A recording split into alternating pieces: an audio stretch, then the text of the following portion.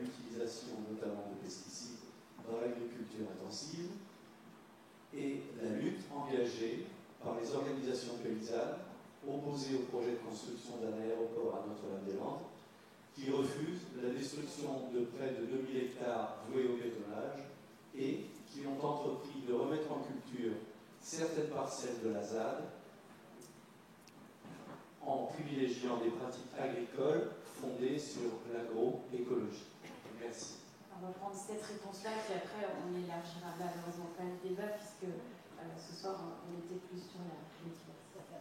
C'est un problème qui nous interpelle, mais de toute façon, je dirais qu'il n'est pas propre à l'aéroport de Nantes. Bien entendu, nous sommes sympathisants par rapport à ça. C'est le problème, et ce n'est pas moi qui vais le dire, l'Institut national de recherche agronomique a sorti dans le GISOL donc un énorme dossier sur le problème des sols. Nous bétonnons à l'heure actuelle un département tous les 7 ans. Donc on n'a qu'à faire ce calcul, ce n'est pas que Nantes. Toutes les zones, que ce soit Roissy a été construit sur 33 mètres de limon. Tous nos parkings sont, en général, quand il y a développement sur les terres agricoles.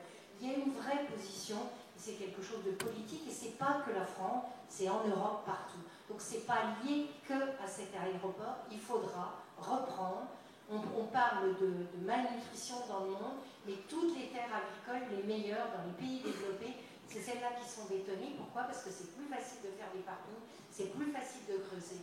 Et ça, c'est pas propre à vous, c'est propre à l'Europe, à tous les pays civilisés qui, en fait, bétonnent leurs meilleures parcelles cultivables. Et c'est vrai que tant qu'on n'aura pas ça en tête, et que c'est le sol qui nous nourrit, et que sans sol, de toute façon, et on voit, les sols sont de plus en plus pauvres, on a 1 milliard de personnes, maintenant 980 000 personnes, c'est un peu moins, qui souffrent de malnutrition sur la planète, et on bétonne des sols qui pourraient être cultivés. Et ça, c'est pas propre à l'aéroport de Nantes.